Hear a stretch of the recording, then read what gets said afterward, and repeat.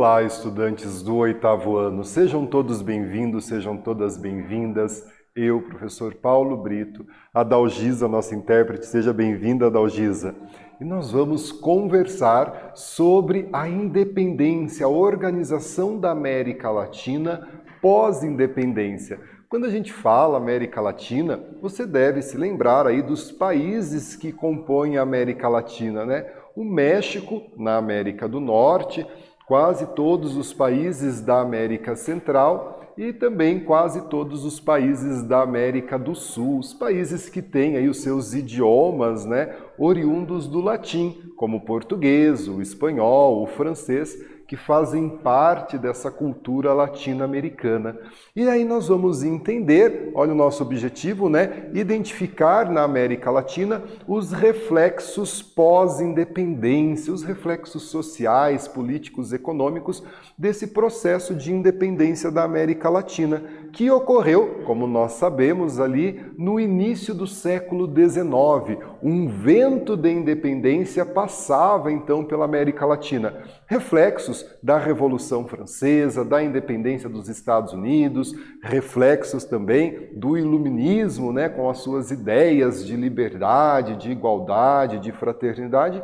E essas ideias, esses movimentos, essas inspirações chegam aqui na América e nós temos um processo de independência das colônias latino-americanas, dentre elas o Brasil. Então, nesses 30 primeiros anos do século XIX, 1810, 1820, 1830, os países latino-americanos tornam-se independentes, né? E aqui nós temos algumas datas dessas independências dos países latino-americanos. Entre elas, o Brasil, em 1822, não é?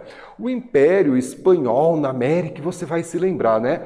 Dois grandes países europeus colonizaram aí a América, né? De um lado, Portugal, que vai colonizar o Brasil, e o Império Espanhol, que vai colonizar dezenas de países da América Latina, desde o México até o Uruguai. E esse império ele se desmorona ali entre 1808 e 1824, fazendo surgir dezenas de países na América, né? Os nossos irmãos sul-americanos, Argentina, Bolívia, Venezuela, Paraguai, são os países aqui da América do Sul que surgem, né, com a independência dos países que acontecem aqui, né? E quais são esses reflexos dessa independência para os povos africanos escravizados que foram trazidos para a América? Qual é o reflexo dessa independência para os povos indígenas, né? Para a parte da população que não era a elite, que não era detentora de poder econômico, político e religioso aqui na América. Precisamos também discutir esses aspectos, não é? E aí, vários países surgem nesse processo de independência, como nós vimos, né? Então, aqui o mapa da América Latina e os países que vão surgir a partir desse processo de independência, né? Aqui na América do Sul, Brasil, Uruguai, Argentina, Chile, né? Os 9 países de língua espanhola, mais o Brasil, as repúblicas na América Central e também o México na América do Norte. São os países que tornam-se independentes nesse processo de independência e que formam, né, essa gama diversificada de cultura, de economia, de política, que é a nossa América Latina, né? E é claro, pessoal, que as elites que viviam aqui na América, e nós vamos entender um pouco mais sobre isso, tentaram impor, né, as suas vontades, os seus desejos, as suas ambições nesse processo de independência. Então, há uma ruptura com a metrópole, então a gente precisa entender as permanências e as mudanças desse processo histórico. Então, como mudança, de fato, nós vamos ter uma ruptura com a metrópole, com a metrópole espanhola. Essas colônias se tornam independentes. Porém, nós vamos ter várias permanências, como, por exemplo, né, a manutenção do processo de escravização dentro dos países latino-americanos, a exclusão social permanece, Quem tinha poder econômico, político e religioso mantém-se com os seus privilégios, e a Espanha, mesmo com a independência dos países latino-americanos, né, os países que eram colônias espanholas, eles vão manter alguns privilégios e vão tentar impor, né, assim como Portugal também fez com o Brasil. Vale lembrar que o Brasil pagou uma indenização para Portugal quando se torna independente no dia 7 de setembro de 1822. E aqui nós temos uma sociedade, um mapa da sociedade colonial espanhola. Um pouco diferente, inclusive, com aí o nome dessas camadas sociais. Quem que estava no topo dessa camada social, dessa sociedade colonial espanhola? Eram os chapetones. Os chapetones, detentores de poder político, de poder econômico. Eles eram espanhóis que viviam na América. Então eram aí, né, pessoas que haviam nascido na Espanha e que vieram para administrar as possessões espanholas aqui na América. E eles recebiam aí, né, o nome de chapetones. Abaixo deles estavam os crioulos, que também faziam parte da elite. Os crioulos, eles eram descendentes de espanhóis nascidos na América. Então percebam, pessoal, que havia uma distinção social entre o europeu que vivia na América, o espanhol que vivia na América, chamado de chapetone, e o descendente de espanhol nascido na América, chamado de crioulo. Essas duas camadas sociais detinham poder econômico, político, tinham seus privilégios. Os crioulos eram grandes detentores de terra, produtores latifundiários. Abaixo deles, nós vamos ter os mestiços, né? Resultado dessa miscigenação entre chapetones, crioulos e os povos originários da América e os africanos que foram trazidos num processo de escravização. E grande parte da população, cerca de 60% da população colonial espanhola, compostas por indígenas e os negros escravizados. Então, os povos originários que já viviam aqui e os africanos que foram trazidos nesse processo de escravização dessa mão de obra. Então, 60% da população dentro dessa camada social, excluída dos seus direitos políticos, sociais, econômicos, tendo a sua mão de obra utilizada como escrava, no caso dos africanos, através da mita, através da encomenda, como os povos originários da América Espanhola. E o poder, como visto na pirâmide social, está nas mãos da elite chapetone e da elite crioula, não é mesmo? E olha só, pessoal, a independência política, ou seja, esses países tornaram-se independentes da Espanha, ela vai beneficiar essa elite, principalmente a elite crioula. O processo de independência, como você já estudou na América espanhola, foi conduzida pela elite crioula. Então, quando a gente estuda, né, quem foram os grandes nomes responsáveis pela independência, como San Martín, né, como Agustín Iturbide no México, como Simón Bolívar aqui na América do Sul, eles faziam parte dessa elite crioula. Para os povos originários do continente americano, os povos nativos, e para os povos africanos que foram trazidos para cá para serem utilizados como uma mão de obra escrava, pouco ou quase nada se alterou, não é? Eles continuaram submetidos ao trabalho compulsório, continuaram submetidos a um processo de escravização. Pegando, por exemplo, o caso brasileiro, a independência ocorreu em 1822 e a abolição da escravatura, que não veio acompanhada de direitos civis, políticos e econômicos, vai acontecer 60 anos depois, em 1888. Então são dois processos distintos, o que nos faz perceber a manutenção da exclusão social para os povos que não estavam no topo da pirâmide que nós acabamos de estudar, os chapetones e os crioulos, não é? O direito à cidadania não foi estendido a esses povos que continuaram à margem de um processo político, não é mesmo? E aqui a gente tem uma atividade, vamos pensar juntos a nossa atividade. Na América colonial espanhola, quais grupos sociais detinham poder e privilégios? Faça a sua resposta e a gente já faz a correção juntos.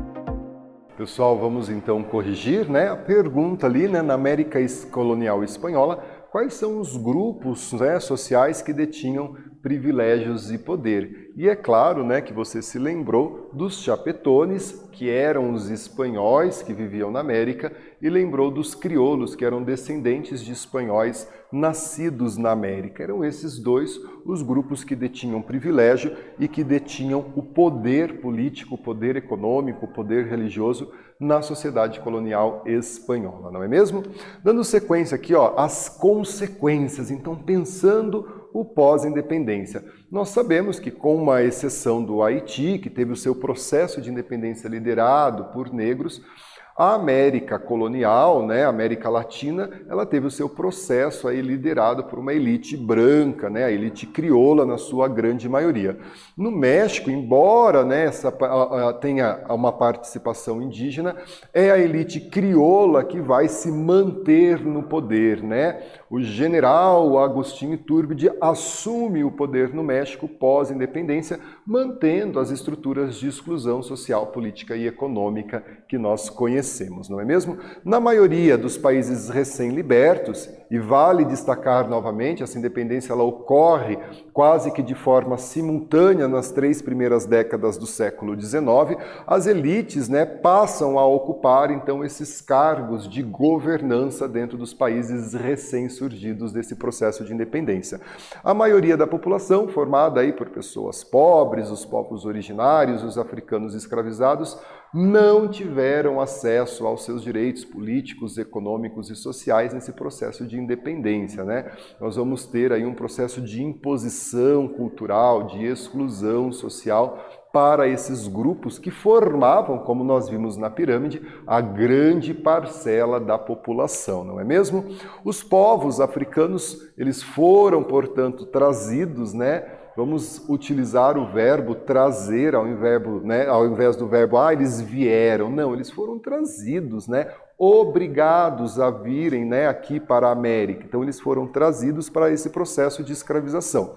E eles vão trabalhar principalmente nas grandes fazendas latifundiárias monocultoras, na extração de pedras preciosas como ouro, a prata, né, e outras pedras preciosas, e mesmo após esse processo de independência, eles continuaram a ser escravizados. Então, a independência desses países não acompanhou para os povos africanos a sua independência da escravidão, né, pessoal? Nós mantivemos a escravidão na grande maioria das colônias, ou em quase todas as colônias espanholas, inclusive aqui no Brasil, como nós já dissemos aqui na aula, não é mesmo? Processo de independência em 1822, a abolição da escravidão em 1888, 2 processos distintos. E mesmo após a abolição da escravidão, nós não tivemos os direitos assegurados a essa parcela da população, não é mesmo?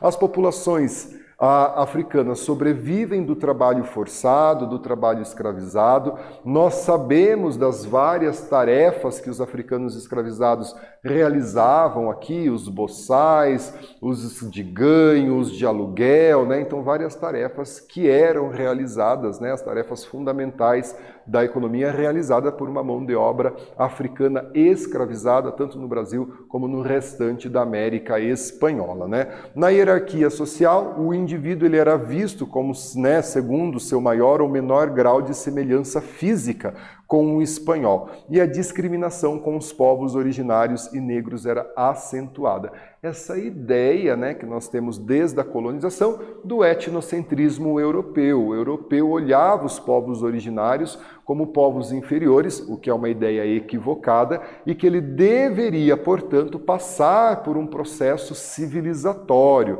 Então, uma ideia etnocêntrica imposta pelos europeus no processo de colonização. E aí nós temos a diáspora africana, não é mesmo? A saída dos povos, a retirada dos povos africanos e a sua dispersão, né? Diáspora vai significar dispersão. Então a dispersão dos povos africanos para outros continentes principalmente aí para a América, onde foram utilizados como uma mão de obra escravizada. E também nós sabemos aí que na costa ocidental e na costa central da África é de onde vieram a maioria dos povos africanos para o Brasil e para a América Espanhola como um todo, não é mesmo? Participando aí desse processo de escravização. E olha só, pessoal, apesar dessa estrutura da escravização ser extremamente rigorosa, e tanto para os povos africanos como para os povos originários, sempre houve formas de resistência desses povos, não é mesmo? Tanto dos povos originários como dos povos africanos, eles procuraram formas de resistência na manutenção do idioma, na manutenção da religiosidade africana, que sofre até os dias de hoje com a intolerância religiosa no Brasil, na manutenção dos seus costumes, da sua forma de falar, que eram formas de resistência, se aquilombando, formando os quilombos, fazendo fugas e, em casos extremos, a mutilação e o suicídio como forma de resistência a essa imposição da escravização, tanto dos povos africanos como dos povos originários, não é mesmo? E olha só, pessoal, era essa ideia que deveria ter um projeto modernizante, E essa ideia, ela se fez presente na história do Brasil colonial, como se fez presente no período republicano e, infelizmente, se faz presente nos dias de hoje, essa teoria eugênica, da necessidade de branqueamento da população, como uma forma de progresso, de civilização, o que é uma ideia errada, uma ideia preconceituosa e que nós devemos combater, esse etnocentrismo cultural em que há uma cultura superior à outra ou que a cultura branca é superior à cultura dos povos africanos, não é? Então foi essa justificativa que durante a colonização foi utilizada para a imposição cultural europeia aqui nos povos da América, E daí nós vamos ter, claro, revoltas dos povos originários, revoltas dos povos africanos acontecendo aqui na América. Trago o exemplo aí das revoltas no México, que vão acontecer, como também na Argentina, as expedições militares chamadas de Campanha do Deserto, veja, já no século XIX, pós-independência, com essa ideia de modernizar, de civilizar aí o território argentino, tentando minimizar ou acabar com as culturas dos povos originários, dos povos africanos. Essas terras que já eram habitadas por povos originários, mesmo antes da chegada do branco europeu, passa então por esse processo de imposição cultural como forma, na justificativa de civilizar, de modernizar o seu território. E aqui, pessoal, a gente tem uma outra atividade, Vejam ali, qual o tratamento que os grupos sociais, como os povos nativos da América e africanos, receberam no pós-independência. Responda a sua atividade, a gente já faz a correção.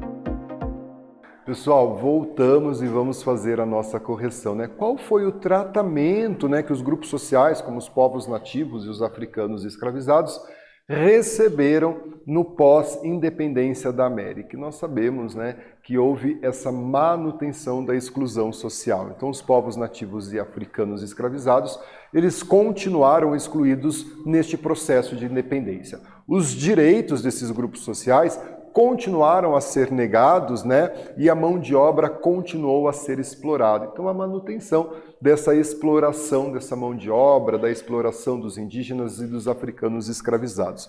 A estrutura social excludente para esses povos, né, continuou na América pós-independência.